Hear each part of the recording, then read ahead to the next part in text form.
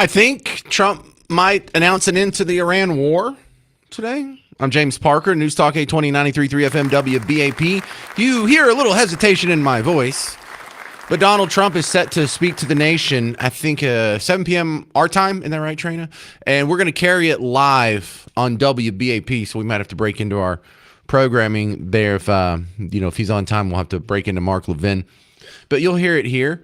A couple of little sound bites to help you understand why I'm taking this position. First off, Trump was asked, does Iran even have to sign anything for there to be a deal? And technically, no. Trump can come out and say, listen, we had 3 big objectives. We accomplished all of them. Whether they sign a piece of paper or not, we're good to go. We're done in Iran.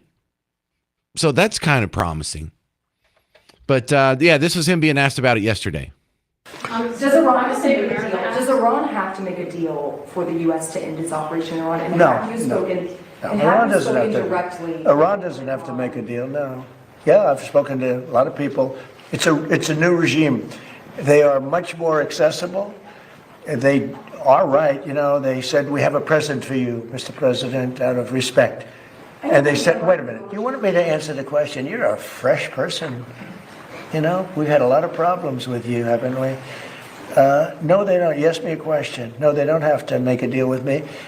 When we feel that they are, for a long period of time, put into the Stone Ages, and they won't be able to come up with a nuclear weapon, then we'll leave. Whether we have a deal or not, it's irrelevant. Now, it's possible that we'll have a deal because they want to make a deal. They want to make a deal more than I want to make a deal. But in a fairly short period of time, we'll be finished. They will not be able to do a nuclear weapon for years.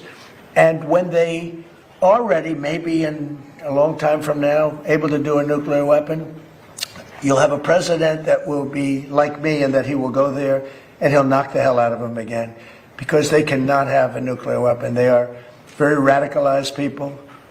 They're very sick leaderships. And I will say, though, that the leadership we're dealing with now, with the new regime, because we have a new regime, and the new regime is much better. So let me thread a very delicate needle here. I think we may get some contrasting information. I think he's going to declare an end, not the mission accomplished banner, but he's going to declare an end to the hostilities. He's going to declare the objectives have been reached. And so you're going to feel like this is winding up and sort of winding down. But I feel like simultaneously he's going to break it to the American people that, yep, now that it's all done, we're going to put some boots on the ground. And it's not going to be much. He's not going to, he'll give you a timeline, but timelines mean nothing these days. Remember 15 days to slow the spread? How'd that work? So I think he's going to do a little bit of both. 800-288-9227, 800-288-9227 if you want to speculate on what's going to be said tonight.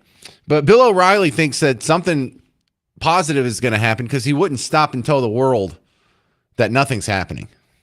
Well, let's take a look at what's going to happen tomorrow night because it'll be very interesting. President Trump, I've known him 35 years. He doesn't deliver bad news like this. So you can expect a positive speech tomorrow at 9 Eastern. Okay, he's not going to go in and say, hey, we screwed up. It isn't working out. We're not getting what we want. That's not happening. Mm-hmm. So the president will put a positive face on the situation. He'll run down his greatest hits like he always does. You've heard it before, but he'll reiterate. And then he'll pivot. I'm not sure what the Iranians have agreed to, but they've agreed to something. So he's not going to go on and say, hey, I don't have anything. Thanks for watching, and now back to different strokes. He's not going to do that. So the Iranians agreed to something. Mm-hmm. But it'll probably leak out tomorrow, I'd say around mid-afternoon, what that something is. See, so he's about half on board with me because I'm adding to that. You're about to get the hard news of boots on the ground. He's going to tell you the good news first. But now, after hearing Bill O'Reilly, I do kind of want to watch different strokes. It's been a while. All right, enough of that. Let's see. M. Snow was previewing Trump's speech. They're not expecting a whole lot out of it because they are questioning his mental health. Here's Katie Turr. Is Donald Trump well? Is his head in the presidency? Does he have the mental acuity to lead this country? More people are starting to doubt that, beyond, of course, Democrats who have always doubted it. This is being borne out in two new polls. The first one from the Washington Post, ABC, and Ipsos, which finds a number of people who think he lacks the mental sharpness to serve effectively, is now climbing 56%. And the second from Reuters and Ipsos, which shows 6 in 10 Americans now say President Trump is becoming more erratic as he ages. That includes a growing number of Democrats, independents, and Republicans. Why is that? Well, the apparent sleeping during... Oh, God, just cut it off there. That takes a huge pair. I mean, Katie Turr must have a couple of basketballs hanging down in her lap right now. For the people who told us Biden was sharp as a tack for the last 4 years. For the people who were clapping back. Excuse me. I'm sorry. Are you a doctor? Are you a mental health professional? Are you even qualified to make such assessments? Remember how they were defending Biden?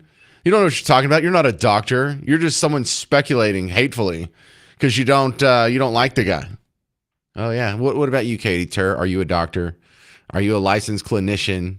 Do you have the background and expertise to be diagnosing complex medical issues? Of course not. But I think Trump is aware of his original timeline, and he's going to update that as well tonight. Remember, this was Carolyn Leavitt, 6 days into the bombing, I believe it was, on March 6th. I won't get ahead of the president on broadcasting any timelines. What I will tell you is what President Trump has already laid out, which is that the achievable objectives of Operation Epic Fury we expect to last about 4 to 6 weeks, and we are well on our way to achieving those objectives. So they're 4 to 6 weeks, and then she lays out the objectives. Because they do that in every public speaking event. And it's just marvels how we don't even know what the objectives are. You turn on CNN, they'll say that. Someone's saying that right now on CNN. Someone's saying that tonight on M. Snow. Before the cock crows 3 times, someone's going to say that on M. Snow. All right, coming up next, continuing to preview the big Trump speech tonight on Iran. I'm James Parker. It's News Talk 820, 93.3 FM, WBAP.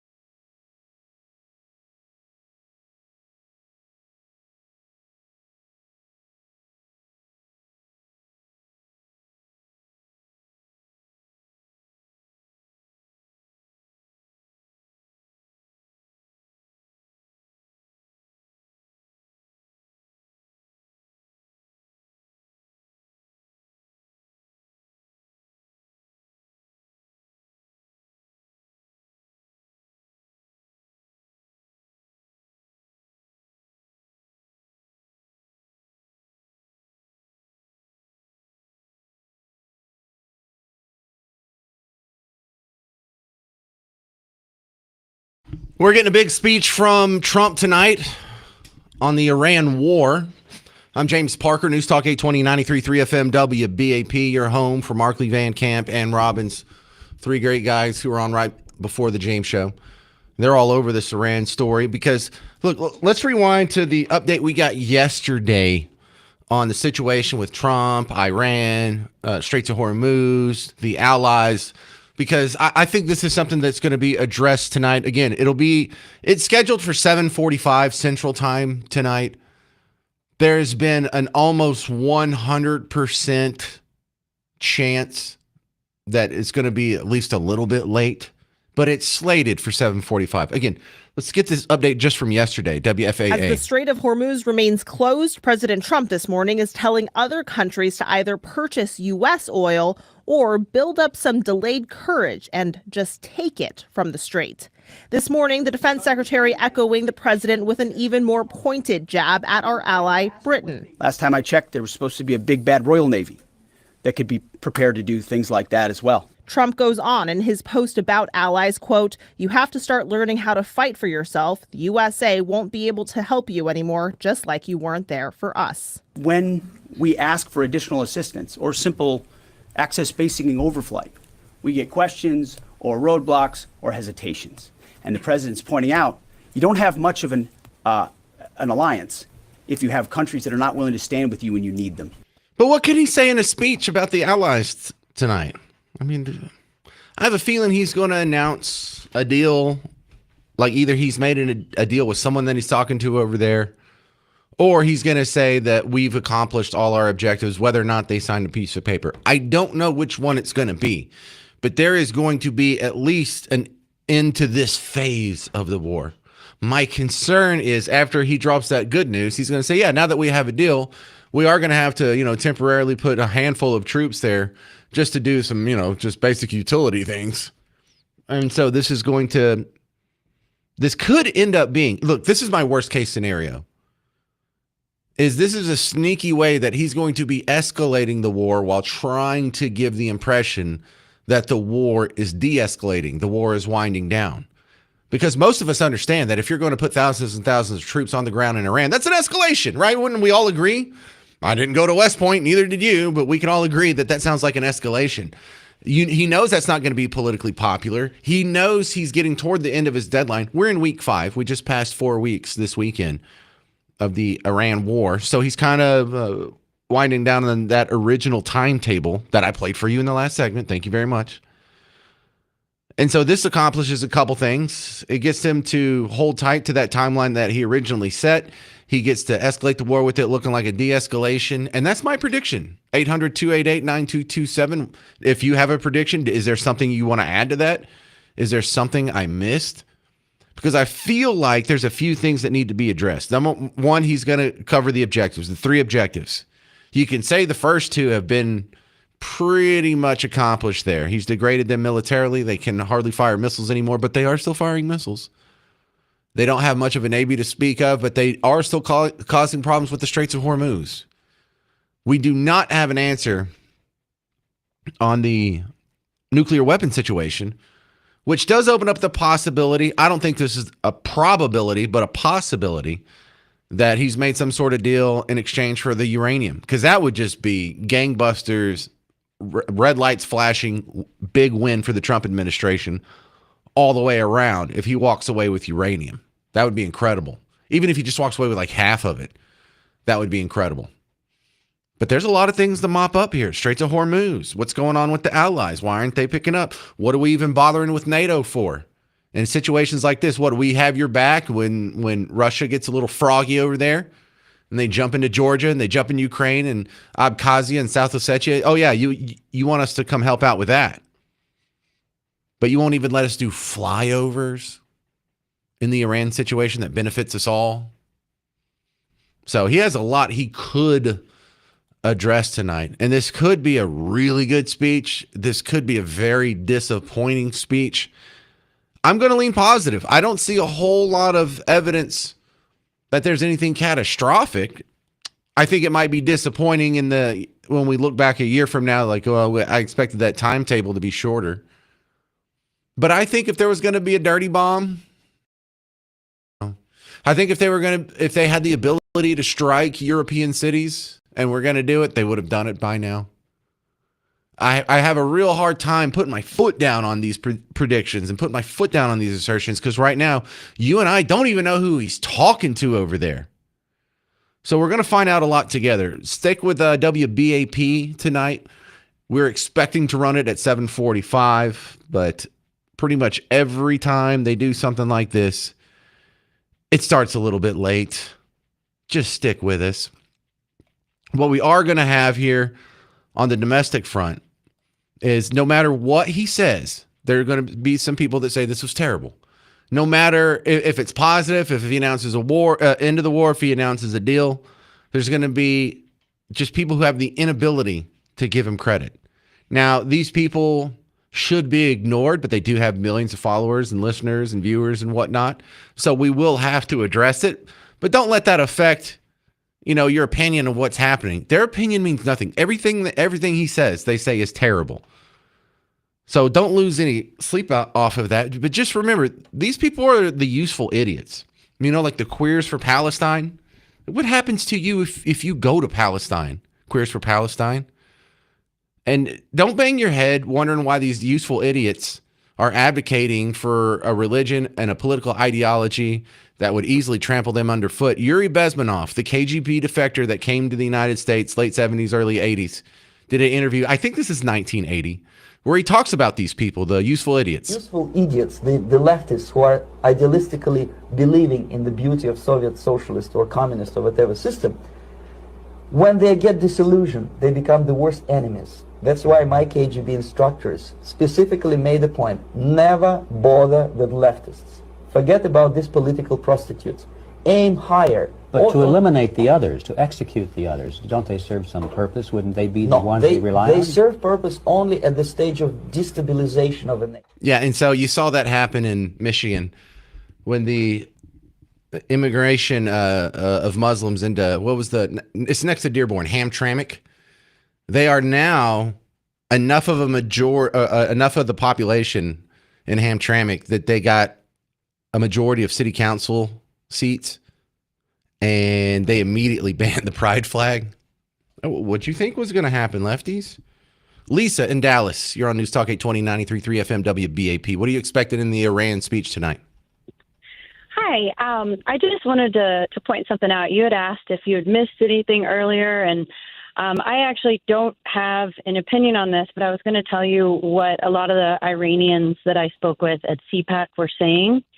I thought it was really interesting. We kept asking them, do you want boots on the ground? And they kept telling us, without a doubt, yes, their people will die, and they do not have any weapons to fight back, to fight with the IRGC unless there is boots on the ground. So that was the consensus that I got from talking to there were a ton of Iranians at CPAC. Have yes. Iranians always been so Republican oriented, or are they just new fans because of the Iran war?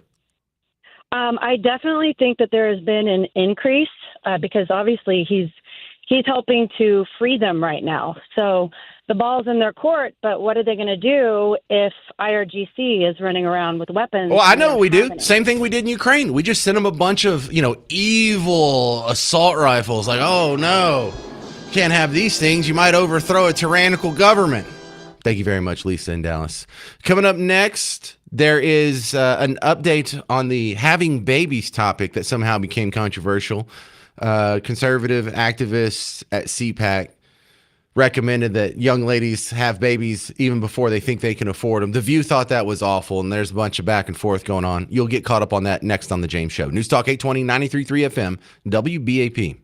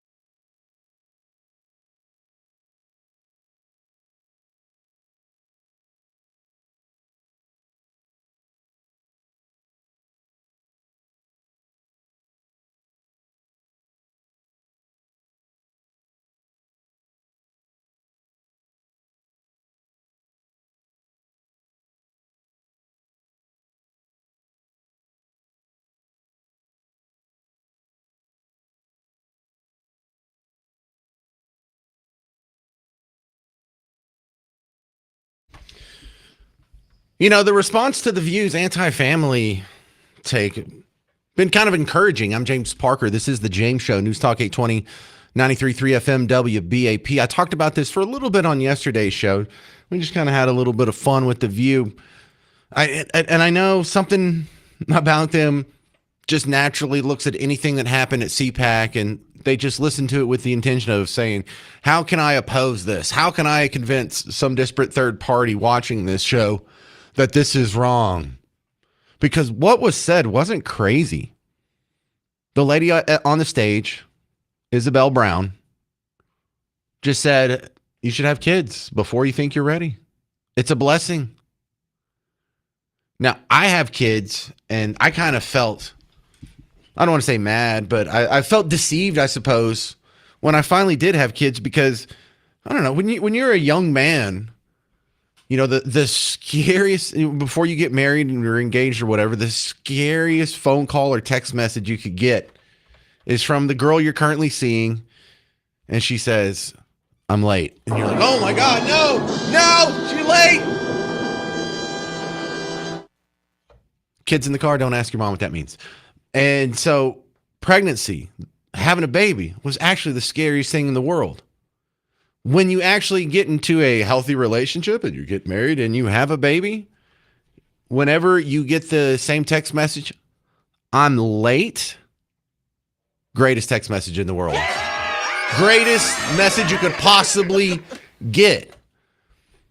And so it's amazing, the thing that used to be the scariest thing in the world, the second you're in that healthy relationship with your soulmate, all of a sudden that flips just to the other end of the spectrum. It's the greatest thing in the world. And nobody tells young men that. Or I guess not enough people are telling young men that. It's not in the popular culture. It's not in rock music. It's not in rap music. It's not in pop music. It is in country music. There's a lot of great songs talking about, buy dirt, or let me tell you a secret about a father's love, or there's a lot of them that glorify having babies and a family. But let me do the review here, because in the View cut, they actually play the setup audio from Isabel Brown. This was on the View a couple days ago, and then we have a fun response from that happened on yesterday. You'll hear next. I don't even know how to explain this story, but I'm going to tell you what happened. The Conservative Political Action Conference, known as CPAC, wrapped up this weekend, and conservative activist Isabel Brown had a message for her fellow Gen Z women, who reportedly are the least likely group in America to get married and have kids. If you're not encouraging your children to grow up and have the courage to get married and have kids, more kids than they can afford before they think they're ready, it is high time to start. It is these choices, like deleting our dating apps and quitting birth control pills and saying I do at the altar, that ultimately trickle down into the political policies that we will see save our country. I think it's just really reckless to be suggesting that people should have children when you now know in this country there's this affordability crisis, and for a two-person household, a married household, you need over $400,000 for childcare. Over $400,000. No, you don't. Most people don't make over $400,000. So she's advocating for people to be born into poverty, people not being able to feed those children, people not being able to educate those children, and people not being able to house those children at the same time when this government is cutting all of the services that would allow people to have families and big families and children. How is there 5 people at that table and they're all agreeing to what is obviously just the 180-degree interpretation of reality? Well, you can't have a kid. It's going to cost you $400,000 and you can't afford that. Have you not seen the black and white photos of your great-grandparents who came out and without a house with electricity, without a house with running water? Literally, my grandmother had a cistern on top of her house. Garrett, you're going to have to Google that. Cistern. You don't really have to do that. I'm just saying. They didn't have food stamps. They didn't have welfare. They didn't have, some of them are old enough before even public schools. But they didn't have all these programs. They didn't have Section 8. They didn't have public housing. They didn't have children's health insurance programs. They didn't have Obamacare. They didn't have Medicare. They didn't have Medicaid. They didn't have WIC. Yet somehow your great-grandparents cranked out 12 kids, 8 kids in a lame family, And somehow they were all raised and they didn't starve. Don't you love that? They can't even feed their kids. Who can't feed their kids in 2026 America? And when I say who can't feed their kids, I realize some people don't actually participate in the feeding of their kids, but that doesn't mean they go hungry. Zero people die of famine in America in your entire life. You understand that? Like, what a ridiculous statement. Oh, they can't even afford to feed their kids. Oh, really? We have a problem with child starvation in America? No, we have a problem with our kids being so damn fat, only 30% of them qualify for the military. So I love the clapback. First, there was a good one. Dave Ramsey responded to this. And I don't know if he did this yesterday, but this was getting passed around yesterday. And I thought it was perfect. Dave Ramsey, the get out of debt financial guy. This was his take to a caller who was asking about this exact situation, and it's perfect. I wanted to know when an okay time would be for my husband and I to start trying to have a baby now, and make sure that we're financially stable. Now, right now. Right now, that's what I'm saying, but he wants to pay off the house. No. Make sure that we have no debt. No. Dave, would you be more clear with her, please? No, you need to have babies. You need to have them right now. Well, not after the call. No, right now. I'll go work on that. Thank you. No, seriously, the thing is, people have this thing in their head because the media has told them that children are so expensive. They're not that expensive. The first couple of years, you buy some formula and diapers, and you have to pay the pediatrician's portion payment. But other than that, after that, they start eating your food and stuff. This idea that you have to somehow be wealthy to raise children is absolutely asinine. Poor people have raised lots of children. And functional ones, too. They learn to work. They learn to clean house. They learn to be good kids. And so, no. They are not. Those two things are not connected. And it's even more dastardly because we actually have the opposite problem in America in 2026. We're not having too many kids. We're having too few kids. You realize without immigration, the population of this country would have fallen over the last 20 years? You understand we're not having enough kids to keep this little experiment going without importing new people? We are dying. Our society has shunned and demonized and mocked the family and having children so much that we're literally dying off. Not only do we need to start having more babies, we need to start now. We need to encourage family formation. We need to encourage having as many kids as possible. Me and Miss Parker had 4. And the only thing I regret is and when I met her, we didn't start sooner. That was great advice from Isabel Brown, from Dave Ramsey. Terrible advice from The View. If everyone listened to The View, we would go extinct. If everyone listened to me and Ramsey and Isabel Brown, we would turn this thing around and grow again. What kind of weird auto-genocide are these people running? 800-288-9227. 800-288-9227. And yeah, that is kind of a rhetorical question. Coming up next, Tony Ortiz of Current Revolt going to tell you what he saw at some of the protests over the weekend. I'm James Parker. It's News Talk 820, 93.3 FM WBAP.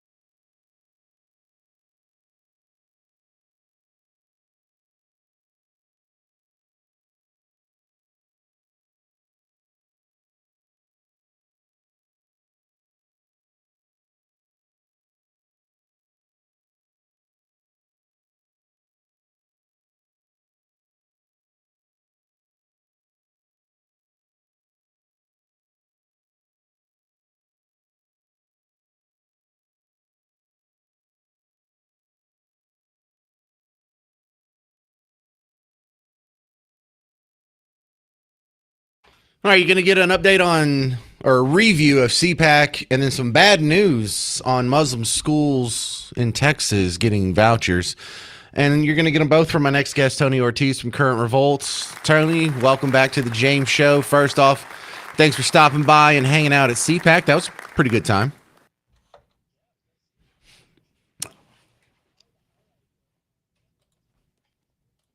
Well, I thought the highlight of your CPAC experience was chasing down the right-wing influencer Elijah Schaffer, which I don't know what the whole backstory is, but I saw your post of his and kind of had to sort of do a little bit of research, and I wish I hadn't.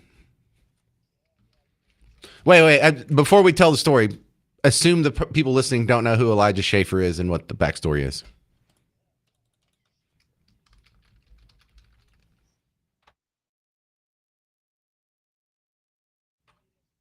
Glenn Beck.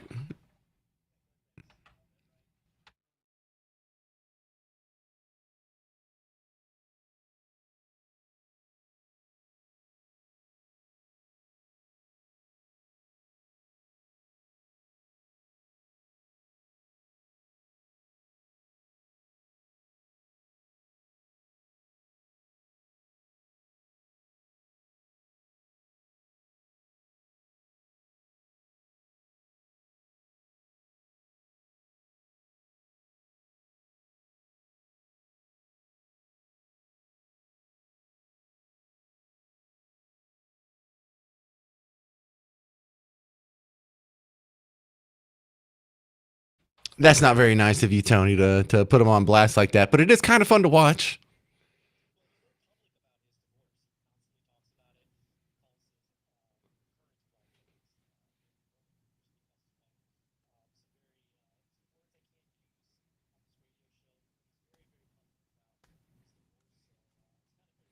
All right, now to the fun little scuttlebutts out of the way.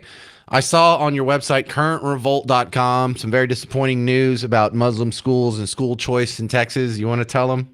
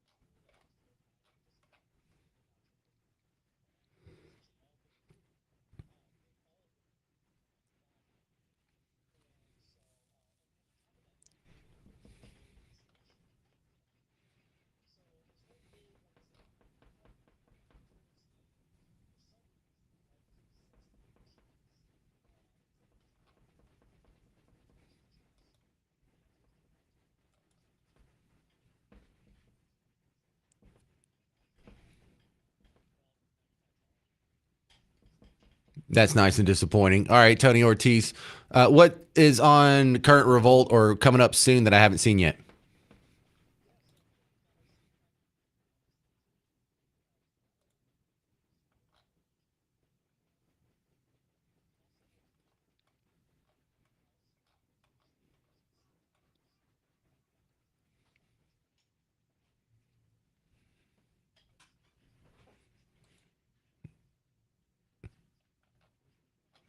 Ooh, that's nice and weird.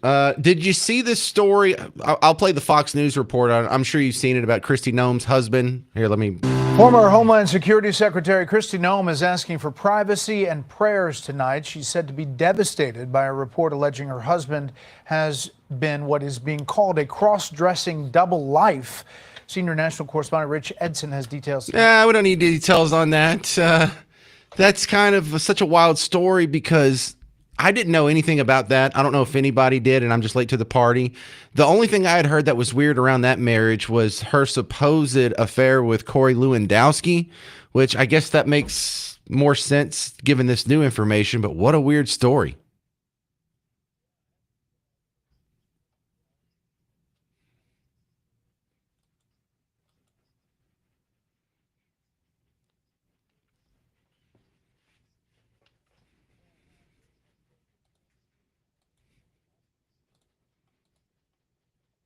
Wait, wouldn't that be like a good thing? I thought we're supposed to be still. Wasn't it just Trans Day of Visibility a couple days ago?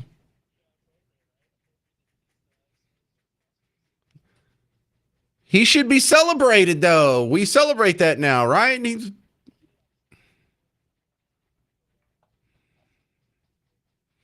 I like how trans people are awesome unless it's the Republican that's doing it. And then it's like, look at this piece of garbage. All right. Tony Ortiz, Current Revolt's awesome. I thank you for being on the show and had fun hanging out at CPAC. Go check out his CPAC review. It goes into a lot more detail than what we talked about out here. CurrentRevolt.com. CurrentRevolt.com. Yeah, coming up next, we'll go into a little bit more on that story on Kristi Noem's husband, the secret trans life, and it's pretty weird. I'm James Parker, News Talk 820, 93.3 FM, WBAP.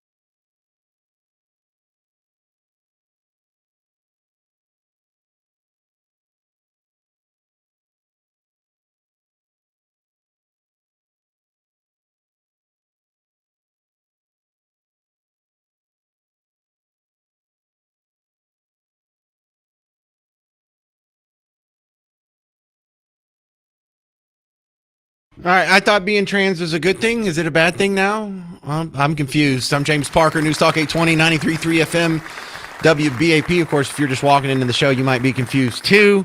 This is a weird story, y'all.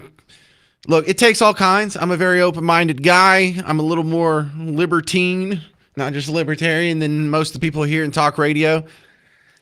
This is a weird one. Kristi Noem, she was the Secretary of Department of Homeland Security until a couple weeks ago. And her husband's been outed as a guy who dresses up as a woman, and it's ridiculously so. The pictures that got released of this dude, he's got like balloons stuffed into a tank top, and he has the balloon knots facing forward, so I guess they look like nipples poking through or something. And he's wearing like these tiny little white pink shorts that are like little bicycle shorts that like Miss Parker wears when she goes jogging. They look fantastic on Miss Parker. They look like an absolute nightmare on this guy. I'm Miss Parker. And he has some weird thing where he goes to fetish sites and supposedly, reportedly, whatever, he spent $12,000 on fetish models. I don't understand how OnlyFans exists. Like, how do you get dudes to pay for adult content when there's free adult content out there? I don't know, man. Because like I like girls just as much as the next guy, probably a little bit more than average, but I wouldn't spend one dime on it. So one of the models, air quote, adult models that he's been paying for this fetish site, leaked the pictures of him because she's an illegal immigrant and she's getting some sort of retaliation for the whole DHS and deportations or something, I guess. Anyway, I'm going to play I played you just a clip from the Fox News report in the last segment. Here's the full thing. It's about a minute and a half of just weirdness. Former Homeland Security Secretary Kristi Noem is asking for privacy and prayers tonight. She's said to be devastated by a report alleging her husband has been what is being called a cross-dressing double life. Senior national correspondent Rich Edson has details tonight. Good evening, Rich. Good evening, Brett. Well, former Homeland Security Secretary Kristi Noem and now President Trump are responding to a report regarding Noem's husband's alleged online activities. A spokesperson tells the Daily Mail that she's devastated and that, quote, the family was blindsided by this, and they ask for privacy and prayers at the time. President Trump tells the outlet he knew nothing about it, adding, wow, I feel badly for the family. If that's the case, that's too bad. The Daily Mail alleges it obtained hundreds of messages between Brian Noem and 3 women involved in a site where men cross-dress. The Mail posted several of these photos and writes Brian Noem allegedly sent women in the community $25,000 in virtual payments. The publication says Brian Noem did not deny the explicit conversations, but says he never put national security at risk while his wife was secretary, setting up a potential blackmail situation. Quote, yeah, I made no comments like that. That would lead to that. Brian Noem operates a crop insurance agency. He and Kristi Noem married in 1992. They have 3 adult-age children. Earlier this month, President Trump ousted Secretary Noem from her role leading the Homeland Security Department after congressional hearings where she had difficulty answering whether she was having an affair with top aide Corey Lewandowski. With her husband seated behind her, she also faced questions about more than $200 million in DHS ad campaigns that featured Noem. Democrats are investigating that businesses that received money on that contract. The president named Noem as special envoy to the Shield of the Americas, Brett. All kinds of stories today. Rich, thank you. Yeah, how you like that one, Brett Bear? You didn't wake up expecting to do that one today. So what, did they have some sort of arrangement? Because if they do, it sounds like maybe Kristi Noem knew about this and she's like, fine, you can do your own little weird thing. We're not going to get divorced, though. I'm a politician already, and probably, that would have dethroned her attempt at running for governor, or could have hurt it. Also, why not stay together for the kids? You go do your weird little sex thing. I'll go have an affair with Corey Lewandowski. We can live in separate houses. We don't have to get ugly about this. How many politicians have that arranged marriage? Because a lot of people were making that assumption about what goes on with our attorney general and his wife, who are both politicians. We know, the Hillary Clinton and Bill Clinton marriage is just an arrangement of convenience. It's just utility. There's no love there. You think they're soulmates? You think Bill Clinton and or Hillary Clinton look at the other one and go, "Oh, that's my soulmate. I'm so happy with this person." Yeah, of course not. But how many are like that? I think a lot of them are like that. I think House of Cards was really awesome in the fact that in their attempt to be extreme and sensational, they actually did a pretty good job capturing the ugly underbelly of what goes on with people in power. What is the deal with people in power that they do all this stuff? Well, people with big appetites for power often have big appetites for other things. And I'm just confused here because why are you making fun of the guy? Why is this a bad thing? I thought it was celebrated. You can't make fun of the guy if you're on Team Blue. You guys had a trans person be like the vice admiral for the Navy. You had another trans person in the Biden administration that was like the undersecretary with the nuclear codes. You have the McGrath that is a trans representative in Congress right now. So you can't say anything bad about his sexual peccadillos. That's celebrated for all of June. Heck, that was just celebrated 2 days ago. So I just find this uncomfortable because I really don't know what the rules are. They seem to change quite a bit. Oh, is it bad now that he gets his jollies by pretending to be a woman? I thought that was something you weren't allowed to criticize. So look, no easy answers here. I'm just going to stick with the Cartman rules from South Park when it comes to this issue. I want to know just what makes you think it's okay to go inside the girls' bathroom. Because I'm transgender. I looked it up. That means I can use the girls. You are not transgender, Eric. You don't even know what that means. Yeah, it means I live a life of torture and confusion because society sees me as a boy, but I'm really a girl. All right, well, if you identify yourself as a girl, you must find yourself attracted to boys. Is that right? That's actually not true. I can be transgender without it having anything to do with the gender I'm attracted to. Check the state bylaws. All right, listen, Eric. Erica. Listen, Eric. You must know why we can't have you in the girls' bathroom. All I know is I'm transgender, and you can't make me go to the bathroom with the cisgenders. With the what? Cisgender. It's the politically correct name for people who aren't transgender. If you identify with the sex you were born with, then you're cis. But then cisgender is just normal. Saying normal is extremely offensive to people who aren't in that group. Trust me, you don't want this hot potato. Just let him use the girls' room. But this isn't a hurting, confused child we're talking about. This is Eric Cartman. Nobody else is gonna know that. You better just give him what he wants. So Eric Cartman just has us in some kind of bathroom checkmate? Actually, it's more like a royal flush. That's my rules as I understand them. That's where I'm at. No, I get it. I for 3 years I co-hosted a show with a guy that had this same little side project. It was technically, this would be a good Google for you. Garrett, this would be a good Google for you. Autogynephilia is what he had. We used to talk about it all the time. He never came out public with it, but for years it was behind the scenes. And I got a good look at that world, and it's a compulsion. They can't turn it off. I got to say, I was adjacent to it for years. Never understood it, but whatever. It was benevolent. Coming up next, Dallas radio legend Jerry Reynolds, the car pro, is going to come on and talk about what's going on with the spike in gas prices because it might go a little bit higher. I'm James Parker. It's News Talk 820, 93.3 FM, WBAP.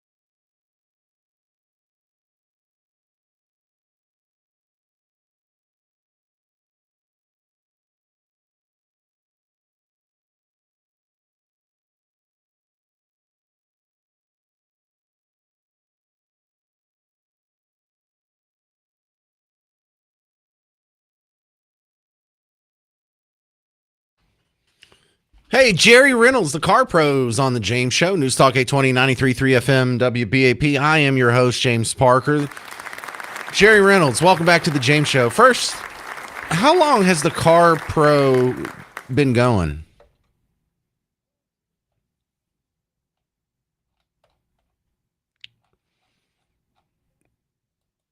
All right. Well, a lot of people are looking at the price of gas. It's gone up since this whole Iran war thing popped off.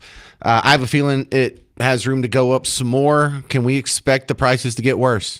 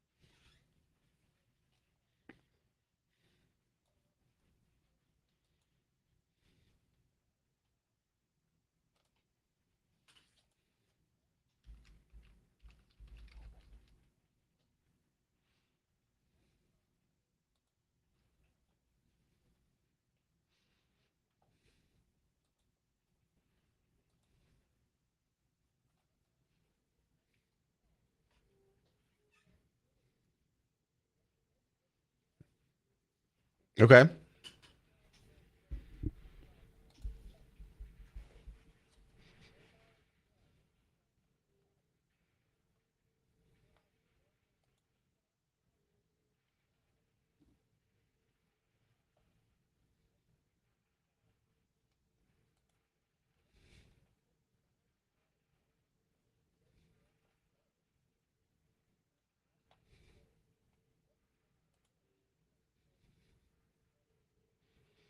Well, how nice is it to have an electric car? I know you have both. Do you lean on that more when gas is high?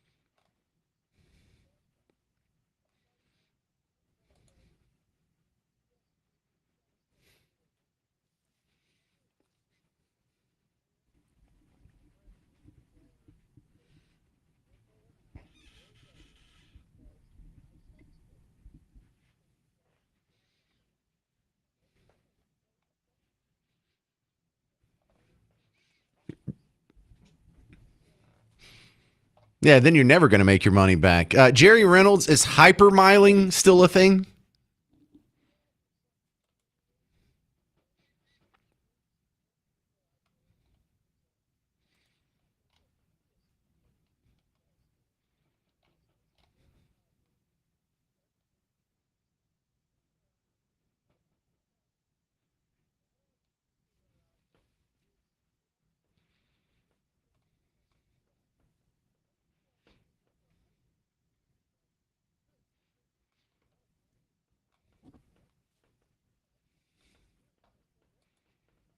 Yeah, yeah. All right, Jerry Reynolds, what's coming up on the Car Pro Show?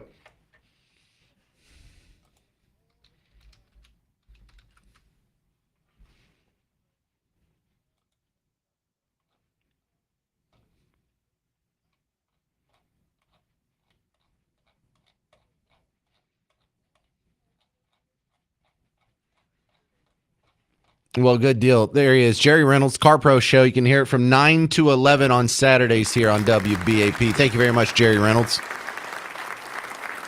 Right, and I think the takeaway from there is don't sweat the high gas prices. Yeah, it's going to hurt, but it's not worth trading in your car.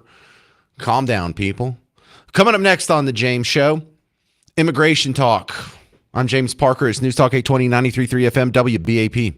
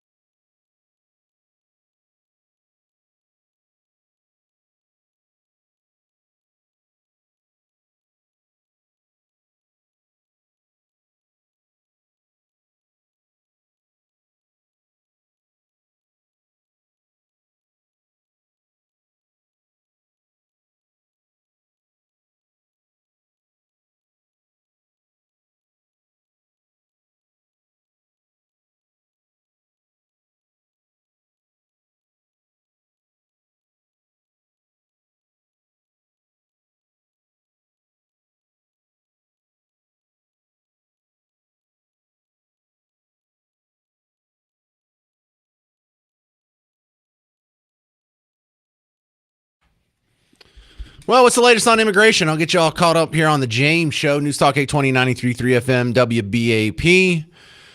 Immigration is going to be a hot topic, nationally speaking.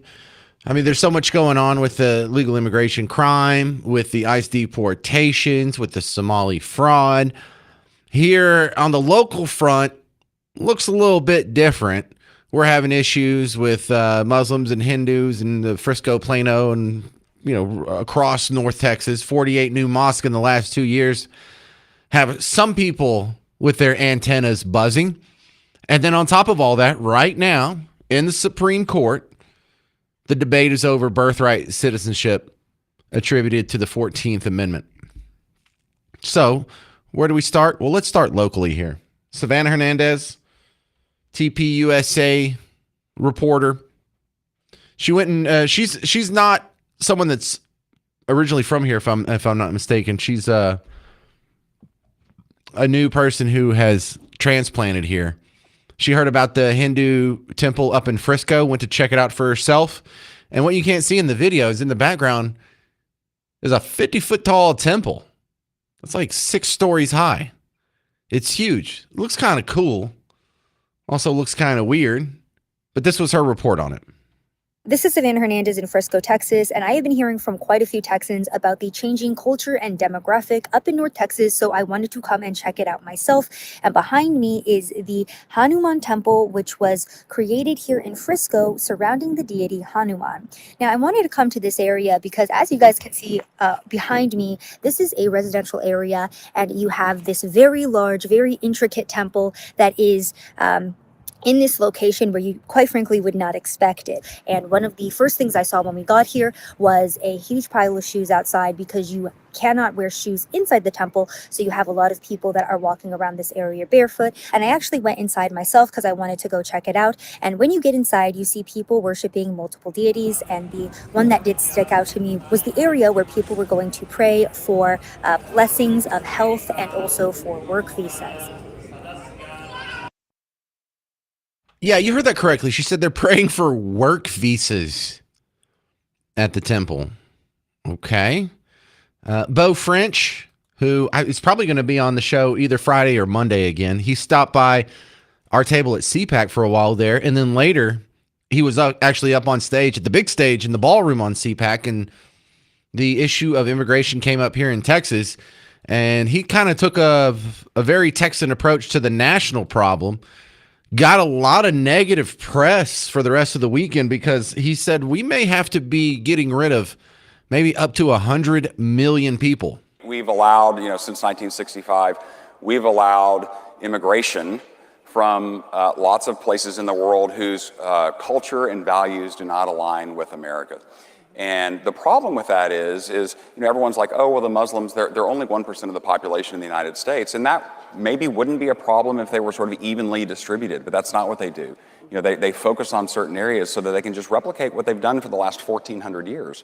And it is a process by which they... Wait, you mean we have an example? There's a history. I know that we don't like to talk about history and facts and things like that. But to me, this speaks of a bigger problem, right? And frankly, it's not just the Muslims we've allowed, and it's not just illegal immigration. It's not just the Biden 4 years when 20 million people came across our border, mostly here in Texas. It is that we have roughly 100 million people in this country who shouldn't be here. They don't share our values. They don't want to assimilate. And I would argue that this is just one component of it. Now, I think it's probably arguably the most dangerous component. I mean, think about it. The Somalis in Minnesota, they came here illegally. But look at all the fraud that they've committed. There are plenty of H-1B, fraudulent schemes that we've uncovered here in Texas. So this is a problem across the nation. And I think we have to have politicians who are willing to say, we are America first. We're going to fight for the things that Americans want. And we're not going to put up with it anymore, and we're going to send all these people home. That's the only way we're going to stop the Islamification of Texas and America, not just by banning Sharia law, not just by banning, the call to prayer. No, who wants to hear that? Not just by banning halal slaughter, which are all things that I've called for, but more importantly, we have to send them all home. Yeah. I think that's something... Now, I think the number is a little high. I don't think it's 100 million people that we need to send packing. but it's pretty high. I think it's in the tens of millions. And there's a lot of people who say we have to deport everyone who's here illegally. But okay, I think that would be a good start. But when we have some of the issues that we've been having lately, those two guys, the two guys that threw the bomb in New York City at the protest in front of the mayor's mansion. New York City! Both of those guys were here legally. Both of those guys were born in Afghanistan. They came here in the aughts. They got their paperwork. They went through the process. They actually got not just legal permanent resident status here. They got their citizenship here. That's not the only one. He pointed out the Somali immigrants, from the Leering Center and all the fraud that's going on in California and Washington and Ohio. And what's going on in Texas too. A lot of those people, if not most of them, legal immigrants. The Muslim shooter at Old Dominion, he was here legally. The Muslim shooter at the Michigan synagogue, he was here legally. So it's not just the illegal immigrants that have to go. It starts with the illegal immigrants, and maybe some of the illegal immigrants would be better off staying. We'd be better off if they stayed. But the ones that want us all dead, can we get rid of those? And I don't care. If it is 100 million, then we need to get rid of 100 million. I don't think it's that high. I think it might be closer to like 10 or 20 million. But yeah, do you leave the guy in your room that wants to kill you? Or do you ask him or make him go to a different room? Because you can't share a country with people that want you dead. And I'm not leaving. So that makes the solution pretty clear. Coming up next on the James Show, we'll go over the birthright citizenship issue. Because I don't know if you realize what a big deal birthright citizenship tourism has. I'm going to answer this question next. How many Chinese national women in their 9th month of pregnancy come here every year to the United States on a tourist visa, have a baby, get his dual citizenship, and then go back to China? The number will shock you. I'll tell you next on the James Show. News Talk 820, 93.3 FM, WBAP.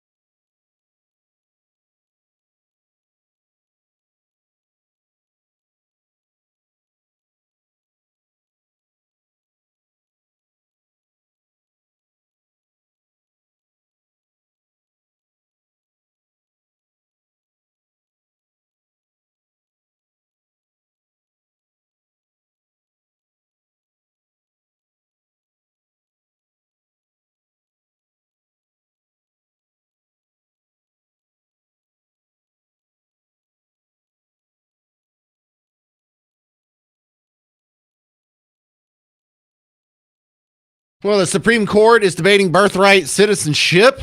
I'm James Parker, News Talk 820, 93.3 FM, WBAP. I find this very frustrating because to me, it's obvious. Of course, the 14th Amendment doesn't give birthright citizenship to anyone that pops out a baby over here, especially illegal immigrants. Of course, the 14th Amendment was speaking directly about slaves that were born here, and it was a mechanism by which they were to get citizenship. And it's easy because, you know, some of these arguments have been brought up. I'm not going to play everything I've heard on this case here, but go back and look at when they were debating in the House and Senate. They have records. They have the minutes. When the debate was going on, when it was being passed, and when it's an amendment, so it had to be ratified. Were they talking about immigration in these hearings, in these debates, in these speeches, in these committees? No, they weren't. It's quite obvious what it was for. So the only question is common sense going to win the day? Because this could be a sticky situation if birthright citizenship isn't a thing anymore. Is that applied retroactively? And if it is, how many people are anchor babies here? How many people's citizenship depends on this misinterpretation of the 14th Amendment? Do all of them all of a sudden become illegal immigrants? Do they have to leave? Wild stuff. There's a lot hanging in the balance in this case. And while even if we get what we want, it may be pretty ugly. We got to do it. You got to stand tight. Here is Robert Sauer. He is the Solicitor General. That is the lawyer that is trying the case in front of the Supreme Court on behalf of you. And he said something that I hadn't heard before. You and I both know that birthright citizenship tourism has been a thing. But I bet you didn't know how bad China is taking advantage. You mentioned in your briefing and also this morning the problem of birth tourism. Do you have any information about how common that is or how significant a problem it is? It's a great question. No one knows for sure. There's a March 9th letter from a number of members of Congress to DHS saying, do we have any information about this? The media reports indicate estimates could be over a million or 1.5 million from the People's Republic of China alone. The congressional report that we cite in our brief talks about certain hotspots like Russian elites coming to Miami through these birth tourism companies. And I mean, here's the facts about it that I think is striking. Media reported as early as 2015 that based on Chinese media reports, there are 500 birth tourism companies in the People's Republic of China whose business is to bring people here to give birth in return to that nation. Having said all that, you do agree that that has no impact on the legal analysis before us? I think it's, I'd quote what Justice Scalia said in his Hamdan dissent, where their interpretation has these implications that could not possibly have been approved by the 19th century framers of this amendment. I think that shows that they've made a mess, their interpretation has made a mess of the provision. Well, it certainly wasn't a problem in the 19th century. No, but of course, we're in a new world now, as Justice Alito pointed out to, where 8 billion people are one plane ride away from having a child who's a U.S. citizen. Well, it's a new world. It's the same Constitution. It is, and as Justice Scalia said, I think in the case that Justice Alito was referring to, you've got a constitutional provision that addresses certain evils, and it should be extended to reasonably comparable evils. He said that about statutory interpretation. I think the same principle applies here, and I think we quote that in our brief. Thank you. Justice. Well, I hope this is a done deal. I think there's a less than 50% chance you're going to get your way on this one. Amy Coney Barrett sounds like she's a little soft on the idea of ending birthright citizenship. You know, Ketanji Affirmative Action Jackson's going to be against it. The two other liberal women on the court are going to be against it. So if we have two squishes from the otherwise Team Red side, we might not get this taken care of. Your thoughts on birthright citizenship, 800-288-9227. Coming up next, you'll hear a couple of clips, one from Amy Coney Barrett, two from Ketanji Brown, about birthright citizenship being debated right now in the Supreme Court. I'm James Parker. It's News Talk 820, 93.3 FM, WBAP.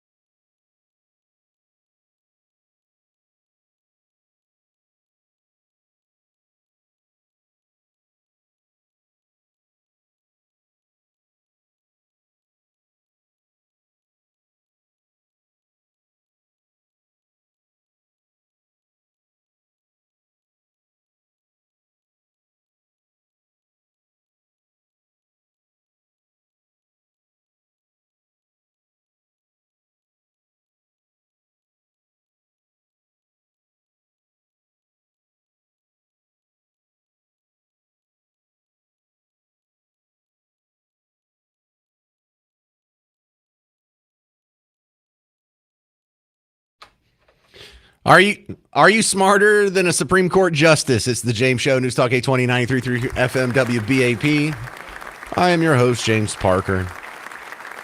Supreme Court justices right now are debating the Trump executive order ending birthright citizenship. I have a hard time seeing how they can come up with an interpretation that supports birthright citizenship, giving the text of the 14th Amendment and the context in which it was written. However, the Supreme Court breaks my heart on a regular basis. I'm surprised they haven't struck down the Department of Education yet. I'm surprised they haven't struck down the Department of Health and Human Services. I'm surprised they haven't struck down Medicare, Medicaid, Social Security, and about 70-something% of what the federal government does is unconstitutional. So no, I'm not too optimistic about our chances here, but at least we have a chance. At least it's being debated and it's not a done deal. But here's the disappointing part. Amy Coney Barrett sounds like she's kind of soft on the issue. Let me play you a couple minutes of this. The guy you're going to hear is John Sauer. He is the Solicitor General for the United States. Amy Coney Barrett is the female. She is one of the Supreme Court justices. Okay, let's talk about its applications. So, there are some, I can imagine it being messy in some applications. So what would you do with what the common law called foundlings? The thing about this is then you have to adjudicate if you're looking at parents, and if you're looking at parents' domicile, then you have to adjudicate both residence and intent to stay. What if you don't know who the parents are? I think there are marginal cases. That one, I think, has the benefit of being addressed in 1401F, where it talks about. Yeah. But what about the Constitution? Under the Constitution, domicile is a constitutional standard in all kinds of other situations. Well, and it's hard. Diversity jurisdiction, personal jurisdiction, sorry. Well, yeah, and personal jurisdiction, 1332, diversity jurisdiction. And the thing is, it has to be litigated because it turns on intent. And both the virtue of both jus soli and jus sanguinis, whichever one you pick, it's a bright line rule. How would it work? How would you adjudicate these cases? You're not going to know at the time of birth for some people whether they have the intent to stay or not, including U.S. citizens, by the way. What if you have someone who is living in Norway with their husband and family, but is still a U.S. citizen, comes home and has her child here and goes back?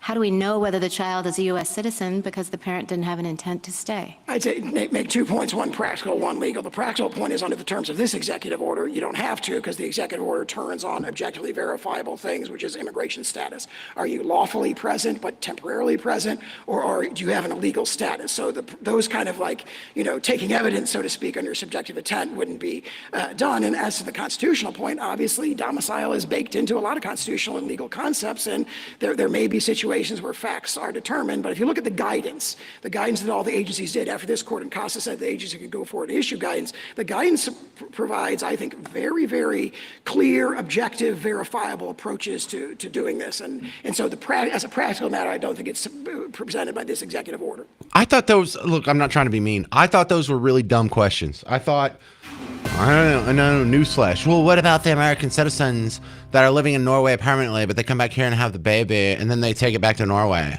Well, that's an American citizen. Are the people that had the baby an American citizen? Yeah. If both of your parents are American citizens and you have the baby in America, where is the doubt? Well, they permanently reside in Norway. So what? I didn't think any of that was tough at all. I think it's embarrassing to ask. One more clip here, and then we'll get to the phones. Ketanji, Affirmative Action Jackson, was making the case that if she steals a wallet in Japan, that she's still subject to their laws. So isn't she subject to the jurisdiction thereof? I was thinking about this, and I think there are various sources that say this, that you obviously have permanent allegiance based on being born in whatever country you're from. That's what everybody recognizes. But you also have local allegiance when you are on the soil of this other sovereign. And I was thinking, I, a U.S. citizen, am visiting Japan. And what it means is that, if I steal someone's wallet in Japan, the Japanese authorities can arrest me and prosecute me. It's allegiance, meaning can they control you as a matter of law. I can also rely on them if my wallet is stolen to, under Japanese law, go and prosecute the person who has stolen it. So there's this relationship based on, even though I'm a temporary traveler, I'm just on vacation in Japan, I'm still locally owing allegiance in that sense. There's 200 countries on planet Earth, and only about 30 of them grant automatic citizenship to anyone born within their borders. When we talk about, well, what would this system look like? How will we know when it's right and when it's wrong? I don't know. Why don't you pick one of the other 170 countries and pick an example that works the best for you? But this idea of birthright citizenship, hell no, this doesn't need to continue. Now to the phones we go. Marty in Fort Worth. You're on News Talk 820, 93.3 FM WBAP. How's it going, James? Great. Quick question for you. So, like for me, as an example, both of my parents were immigrants. They weren't citizens at the time that I was born. And then they became citizens later. So I served in the Navy for 11 years, 2 in the Army, 11 as a highway patrolman until I got shot and they retired me out. And I've been serving and serving and serving. So what happens to me? Am I considered a non-citizen anymore, or would I still be considered citizen? Yeah, maybe you'd be a non-citizen if this gets overturned and they apply it retroactively. So how old? I mean, you were born here? I was born here. My parents were not. Okay. And then they went and got citizenship later. I don't know. Maybe we should write in like an exception for if you were a military veteran and, you have an honorable discharge or. Yeah, you would have. I mean, there would be so many different exceptions, though. I mean, wouldn't there have to be? Well, there wouldn't have to be any exceptions. I'm not even sure if there would have to be an exception for your case. It would be terrible to lose someone like you who's done so much for our community. But if the baby gets thrown out with the bathwater and we get rid of all these other illegal immigrants and legal immigrants who shouldn't be here, all the H-1Bs, all the Sharia cities, all the terrorists, all the people making bombs and flame-throwing people and committing terror attacks, if we have to lose a couple of Martys in Fort Worth, do you think that would be worth it for the country as a whole? I know that wouldn't be good for you, but for the country as a whole, you think that would be worth it? I don't know, because I mean, you have so many people who have served in the military and have served, for the country. Mm-hmm. And so, I mean, even like is Rubio parents, weren't they born in Cuba? Yeah. So Rubio's parents were born in Cuba. We have the drive land policy though. So the second that a Cuban makes it here and gets their foot on dry land, they're a legal resident. Now they weren't. I don't think they were citizens when he was born, but yeah, he would be grandfathered in because of his parents were subject to the jurisdiction thereof, if you want to interpret it like that, because that's part of the 14th Amendment. Anyone who was born here, whose parents are citizens or subject to the jurisdiction thereof. And one of the reasons they wrote it in there like that is to exclude foreign diplomats and exclude tourists, but really it was also to exclude the Native Americans, who they were trying to see as their own separate nation, not necessarily part of this nation. And if you were going to keep them, if you didn't want to just destroy the Iroquois or the Cherokee, you would have them be their own nation. They would have to have their own citizenship too. So it wasn't like a discrimination thing as much as it was a kind of a delineate between the two nations there. Okay. Yeah, it just seems like if someone like him, he technically wouldn't. I mean, even though he was born here, he's not a citizen considered because so would he be able to run for president? Well, see, that depends on the interpretation of and subject to the jurisdiction thereof in the 14th Amendment. So would that mean kids that are born to legal immigrants here or permanent residents or green card holders, would they be citizens? So, yeah, that's kind of left up in the air. And I think there is some room for debate on that.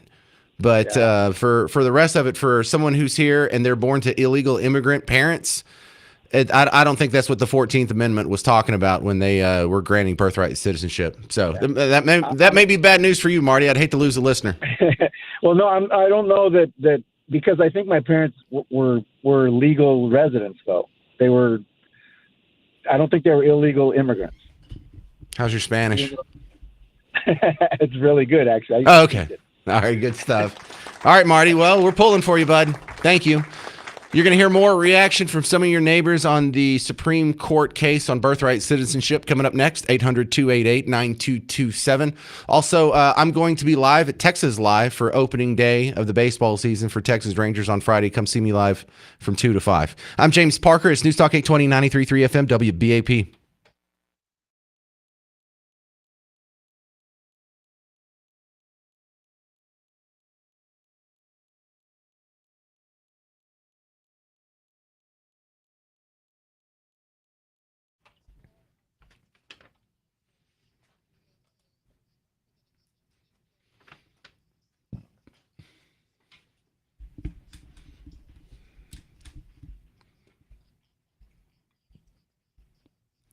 I know some of you people out there with back pain, it's not consistent. Some days you wake up and your back's fine. Some days you wake up and you try and roll over and you go, uh-oh, and you know it's going to be a terrible day and you're just going to have to live with pain. And that's not fun because on the good days you forget about it, but on the bad days, you're in pain, you're irritable, you're a little snippy with your family and your coworkers. Being in pain makes you sweaty sometimes. If you're in a whole lot of pain, don't you just start sweating sometimes? Listen, you don't have to live like that. Maybe you can get some help from QC Kinetics. James Parker here for QC Kinetics. Go ahead, take advantage of the free consultation. And I don't know if it'll work for you, but find out if it'll work for you, because the quality of life that you could restore if you could just get rid of that pain is totally worth it. It's some new high-tech treatments that haven't been around for that long, but they work. And they don't work for everybody, but go check out some of the reviews. Go check out the consultation. Go find out a little bit more about it, because if it does work for you, it will change your life. So the consultations are free. Don't wait. Call today. QC Kinetics, 972-972-8610. 972-972-8610.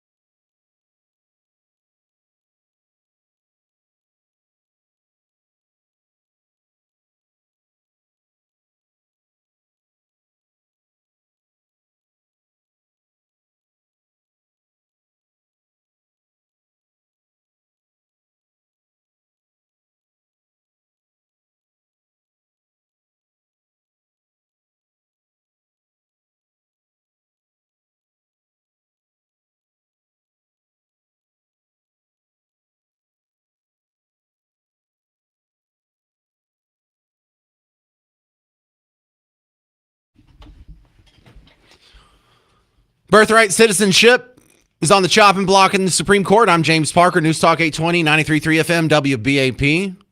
Before we jump back into the calls, I think it's a no-brainer. Of course, the 14th Amendment did not mean universal birthright citizenship that almost no country does, that almost no country tolerates, for precisely the reasons that we're seeing now. You get birthright citizenship tourism, where you have millions, and I'm not exaggerating, literally millions of Chinese women have come over here in the last few years in their 9th month of pregnancy on a tourism visa, had their baby, got dual citizenship, took it back to China. And China is banking these people, which means at any point, if China wants to send in millions and millions of operatives, we can't stop them. Legally speaking, we can't keep them away. What kind of system are we setting up for ourselves here? So I think I'm going to be disappointed in the decision, but I think there's no way the people who wrote the 14th Amendment were talking about the situation in which it's being applied today. Clearly, this was intended for slaves and children of slaves. Back to the phones we go. This is Cleo in Plano. You're on News Talk 820, 93.3 FM, WBAP. Hi, James. I've actually had, I feel like I'm kind of breaking HIPAA here. I'm not going to mention names, but I've had plenty of the Chinese ladies as patients. If you go to some of the extended stay hotels around here, what they usually do is they give birth their kids at a birthing center, and then they stay at the extended stay hotel until the infant can fly. And that depends on the midwife and how careful parents want to be. It can be 2 weeks and it can be 8 weeks of age, after a couple of vaccines. And if the parents have enough money, then they go pretty quickly, because then they don't have to worry about being on a flight with everyone else. They can have like a chartered flight. And they're pretty open about it, and they talk about it, and they always pay cash, so they're kind of great patients. But when you go to these hotels, entire floors will have everyone on it is Chinese. They're all waving at each other, and they know each other, and it's clear what's going on. So you see this because you work in that arena? Yes, I see this. Yes, because I do home health care lactation, and that means, where you're currently living. So you're up in Plano. You see the illegal or the immigration system being abused by Chinese nationals. You see it being abused by Indian nationals. You see it being abused by everyone south of the Rio Grande. Well, I don't have any Hispanic women, just because we're up in Collin County. You would have to talk to someone who works in Dallas to really see that. But the Indians, I probably shouldn't say this they will normally have a baby within the first year of being here. It's like that's their priority if they're here on a visa. Of course, because what a gift! It easier for them to have an excuse and to get their visa, redone. And they'll usually have like a couple of kids really fast. So they're smart. They What don't a want to do scam. one anchor. They try to do several. We're such dupes. We are just being used and abused, and we're just taking it because we're nice. But of course, listen, because if you want to, legally be an American citizen and you're coming from India, you probably have to get in a waiting line, and it'll probably cost forever if you don't have any money. I mean, it might take forever, and then after you go through the waiting list and all the tests and the paperwork and, decades later, maybe you can stumble on falling into American citizenship, or you can just have a baby. It's really that easy. We're being used, people. Ken in Arlington, you're on News Talk 820, 93.3 FM, WBAP. Hey, I think the eye for an eye, tooth for a tooth needs to come into play. If the countries that are sending their 9-month pregnant women over here to the United States to pop out to become citizens, a bunch of white women that are 9 months pregnant should go over there and drop off the kids, be born over there, get dual citizenship, and claim all the rights. Mexico will not allow it. All the countries that are China, that are sending their citizens over here to do that, will not allow us to go over there and do that. So That should stop it. Yeah, so you can't do that. In India, at least one parent has to be a citizen or legal resident. They don't have birthright citizenship there. No, we couldn't do that if we wanted to, because we're one of the few countries that has the insane policy of birthright citizenship. It's United States, Canada, and Mexico.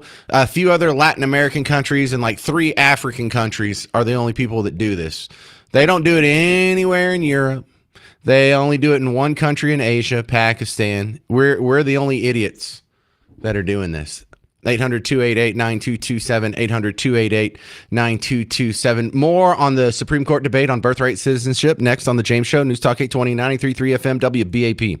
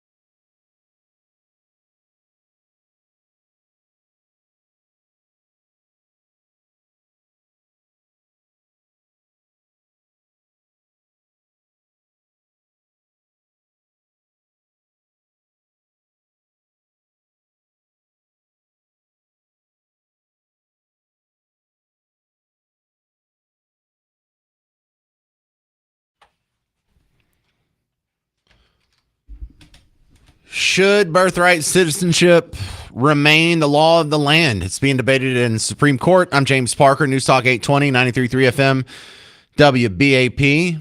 I find it very disappointing. I consider this a no-brainer, but you have people pushing back on it. I mean, is the argument they're making really that the people who wrote the 14th Amendment when it got passed in 1868, we're talking about anchor babies or we're talking about slaves? Which one makes more sense? Because it was never interpreted like that until, 1920 something or other, when some court decided to reinterpret the 14th Amendment to make anchor babies a thing. Yeah, right. So more than 50 years later, the first time it was applied. Isn't that a pretty big hint that's not what the people who wrote the amendment meant? Like the fact that the amendment went into power and immediately we weren't doing anchor babies, but the people that wrote the amendment, were they suing? Were they making public statements? So here's another exchange here. John Sauer, U.S. Solicitor General, talking to Supreme Court Justice Ketanji Jackson. There's currently a system where, for example, social security numbers are generated based on the birth certificate. They say this can still be, for the vast majority of instances, completely transparent. You will still get a... No, not transparent. I'm just talking about the particulars, because now you say your rule turns on whether the person intended to stay in the United States. And I think Justice Barrett brought this up. So are we bringing pregnant women in for depositions? What are we doing to figure this out? No, as I pointed out earlier, the executive order turns on lawfulness of status. So if you give birth to a baby in the hospital right now, it gets the birth certificate in the system. There's a computer system. So there's no opportunity. There's apparently no opportunity then for the person to prove or to say that they actually intended to stay in the United States. Absolutely not. The opposite is true. Their opportunity to dispute if they think they were wrongly denied, which would only happen in a tiny minority of cases, is directly addressed in that guidance. After the fact. Yes. After their baby has been denied citizenship, then we can go through the process. Yes. And the way that, I'm summarizing because I'm not an expert in computers, but there's a computer program that currently automatically generates a social security number. SSA says, look, a social security number, non-citizens can have them if they have work authorization, so it doesn't prove citizenship. We'll give you a social security number, provided that the system automatically checks the immigration status of the parents, which there are robust databases for, and then it appears no different to the vast majority of birthing parents. Thank you. All right, dude. It's the same woman who's like, I don't know. How on earth would I be able to tell who a woman is? The same woman going, well, I don't know. How would we ever be able to tell the nationality of the parents? So what if we don't even know who the parents are? I think when you're in the maternity ward, we can nail down one of them. This is Patrick and Garland. You're on News Talk 820, 93.3 FM WBAP. Hey, thanks for taking my call, James. This is a great conversation, and I found myself thinking, did you ever think you would miss Ruth Bader Ginsburg? But in any case, for clarification on your argument, which you're making some good points, we need to talk a little bit about what different classifications of alien there are. There's a resident alien who comes to the country legally, gets a green card, can receive a social security number, work, pay taxes, get social security after they retire. About the only thing they can't do is vote or live in the White House. And then you've got diplomats. They are absolutely not subject to the jurisdiction of the United States.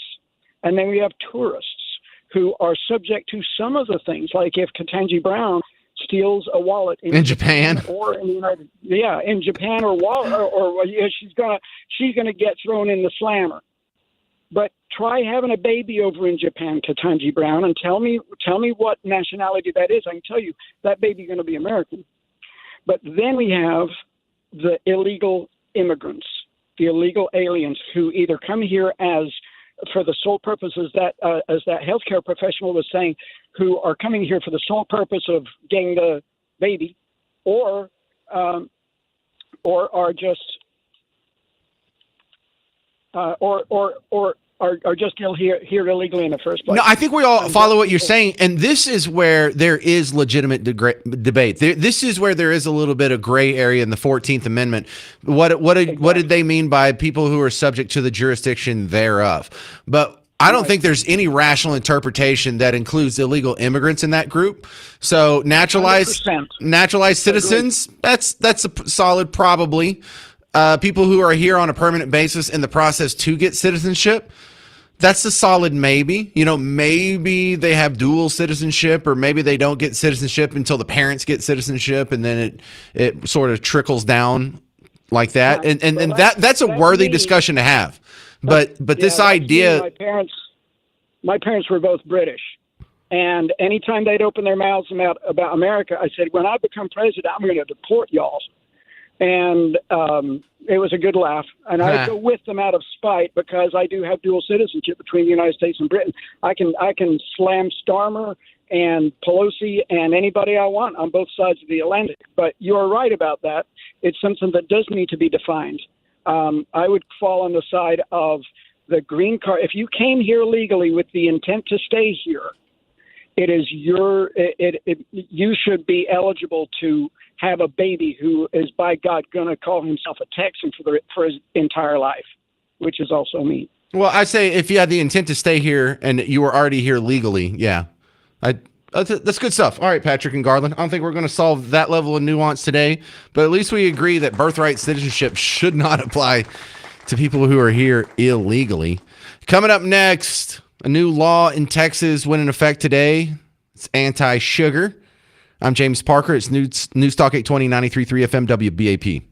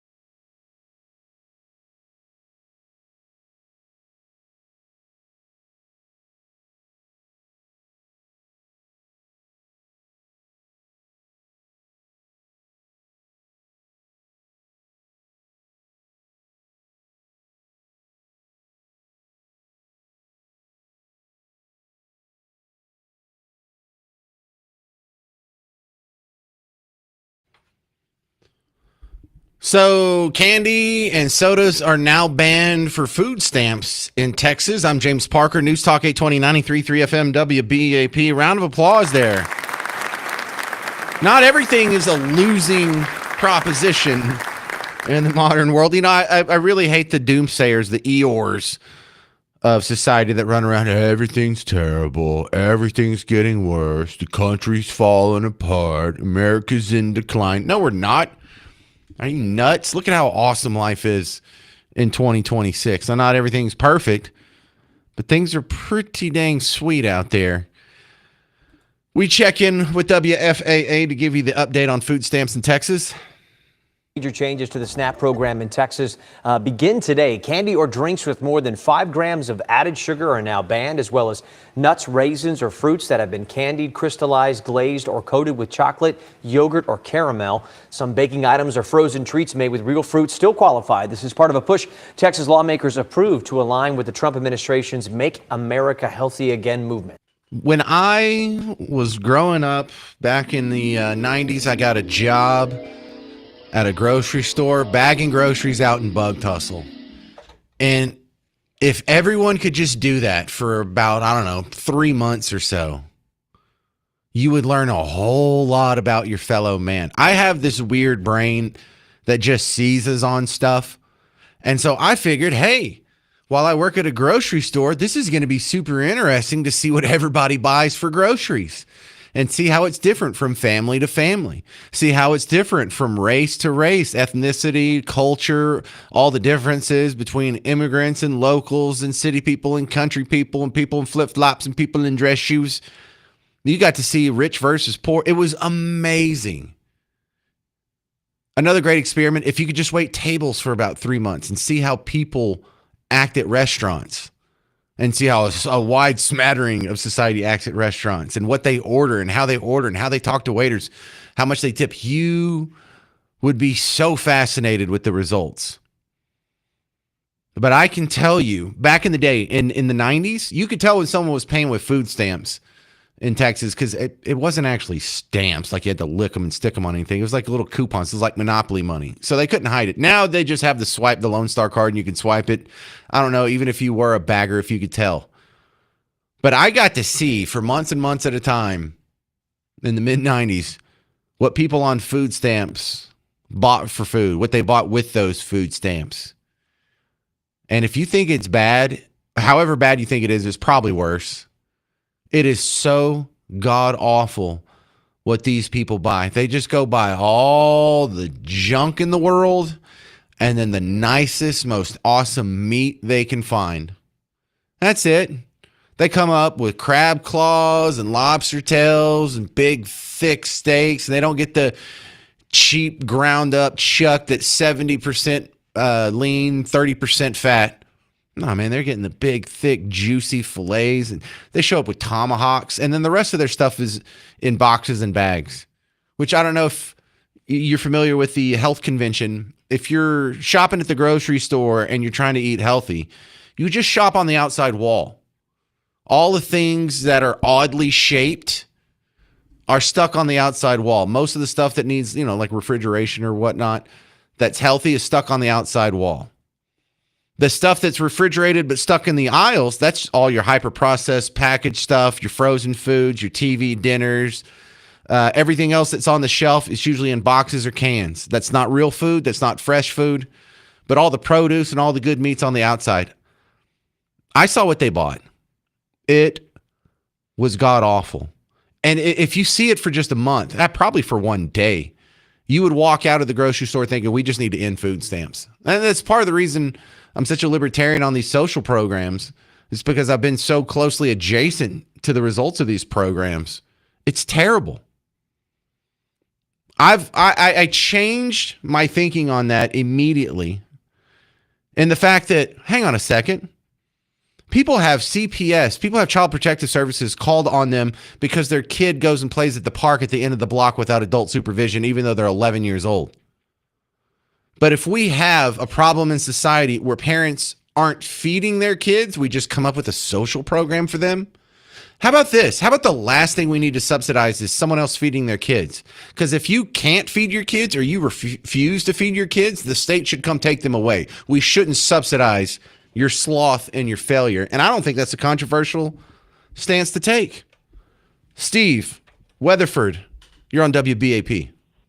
James, over the years gone by, I have occasion to know about several shops where I've lived or little small mom and dad grocery stores where you can take your food stamps allocation each month into the store and cash them in for 50 cents on the dollar and then go buy drugs and beer with it. Yeah. That's very common. Oh yeah, absolutely. Absolutely. You're totally right, Steve.